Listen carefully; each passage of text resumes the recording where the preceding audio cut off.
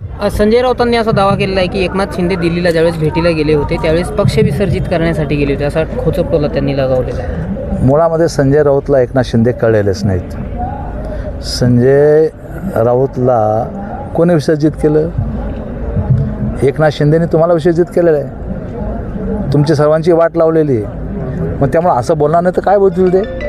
त्यामुळे मला असं वाटतं की संजय राऊतने आता वायफळ बडबड बंद करावी आणि नीट गुमानपणे जे आहे ते भोगावं.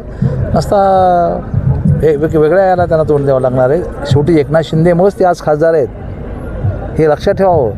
एवढे जर आमची उपकारची परतफेड अशी नसती, काही बोलावं. संजय राऊतनी जे खासदार आज आहेत ते फक्त एकनाथ शिंदे साहेबांमुळे आहेत. बरं, एकनाथ शिंदे यांची हवा संपल्याने त्यांच्या भेटी ज्या आहेत त्या आता फुसक्या ठरत आहे असं सुद्धा ते म्हणत आहेत. नाही, हे कोण सांगणार आहे? यांच्याकडे काय मापदंड आहे हे कोण सांगणार आहे? आणि यांना कोणी अधिकार दिला आहे सगळं फुसके ठरतात म्हणण्याचा?